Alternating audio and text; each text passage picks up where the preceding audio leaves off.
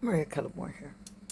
We're going to do a series about money and the truth about money that impacts us all. So, first of all, money is a tool. Money is the physical representation of energy transfer.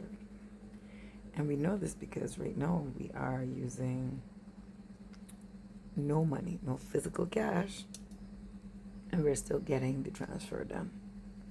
So whether it be the cryptos or the new banking apps that have been paid, money is just the transfer of energy.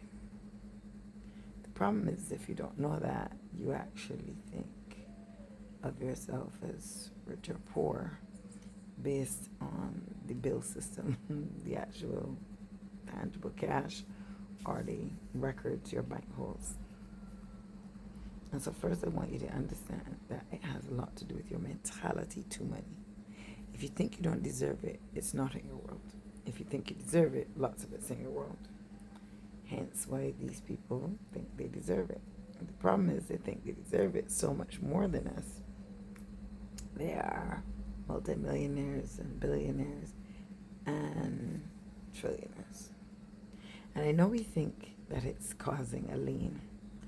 The difference is he believed he should get that, and he believed he deserved it, and so he went over it. Most of us don't actually believe we deserve it, and we think the only way you can get it is through work, which is also not true, because you can see how he got his, and it didn't have anything to do with work or how much companies or how much product he's selling or any of those things. Had merely to do with ideas he put out and not necessarily, and got the rest of us to believe in as or crazy tipping point. And even though the rest of us is not interacting with him, or you would say the energy, the pool is the same. Now, God does not. Trees don't think about how much leaves they produce. They just produce. Think how much leaves on a tamarind tree. Yet think how many leaves on a breadfruit tree. They both got leaves. They don't think about it. Sure, they don't negotiate with God. Can I have a lot? Can I have a little bit? Yeah, you know, there's some breadfruit trees with some very few leaves. Like, but the point is you have to put yourself in a position mentally first of, I deserve, this isn't difficult, and I accept when it comes. An attitude of gratitude. An attitude of gratitude is more than words. An attitude of gratitude is actually, so lots of us will say things like, well, I am trying to be rich. Because also, there's the contradictory thing. In your brain, if these 2 points contradict in any way, and they contradict for me, so understand that I understand this. I'm not coming from a place of top down. I'm coming from a place of I'm in the midst of this reality. And so the contradiction between those who have money is evil. Money is evil. You can't get through the eye of a camel. Yeah, the rich man has less chance of getting through the eye of a camel. You know that Bible passage. Money to show up who you truly are. And so you're sure you want to know who you truly are, because it's really the fear of your greatness that keeps you from your money. You're frightened of what will it show when I get it. How many friends do you have to drop? How much of my neighborhood has to change? And the change scares the shit out of us. So we do not extend ourselves to our true potential. We do not ask for a lot. We ask for enough to get by. And we get just enough to get by. Yet, some of us will ask for an Apple 17 and manage to get that. Budget has not increased. Circumstances not increased. You just happen to get Apple 17. Because it's where you put You channeled your energy. Some people will not have food and will manage to channel their energy for something like having a phone. It's all about where we put our energy and whether we think we deserve it. So we think we deserve an Apple 17. Like, oh, hell yes. I got to get that phone. I deserve it. So you get it. But then you don't think you deserve a decent income, or you don't think you deserve, maybe you don't think you're working hard enough. Maybe you don't think your circle big enough. Maybe you don't want to move. Excuse me for yawning. I apologize. Right? But you believe you deserve that Apple 17.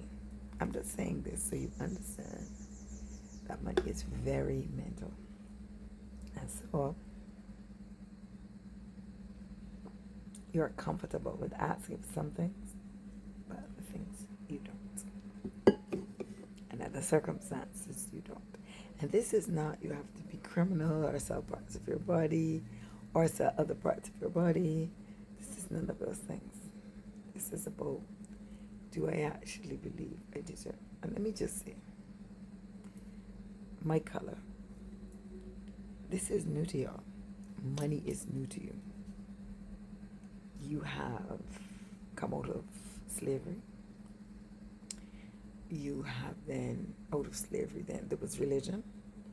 And religion did a great job at convincing you that it would be more important to be poor and meek than rich and arrogant. But you can be rich and not arrogant. Just so you know. You can be rich and not arrogant. You can be rich and not be a colossal ass or selfish or cruel or crooked. And once you can get that to seep in, you can get past it. But also you didn't understand money because you didn't have, you lost your history of money. So for 400 years you don't really know. So most of us are good with luxury. We don't make luxury. But luxury isn't wealth. Do not mix the two things up. And you can be rich without being wealthy. And if you really want wealth, then it's more than just the money part. It's all of you accepting energy, understanding how money works. Anyway, I just want you to realize, I want you to think about, how do I see money? How do I think about money? Whether I think I deserve it. And your project this week, between this video, whenever you watch another one of my videos, would be to work on observing, how do I see money in relation to myself? Do I actually believe I deserve it? Am I comfortable with it? Am I comfortable with what it would do to my lifestyle, my present lifestyle? Because we say it with one part of our mouth, but deep in our subconscious, we show a completely different story. And if I understand that God supplies the trees with no question, then do I really trust, believe that He understands me without me needing anything else?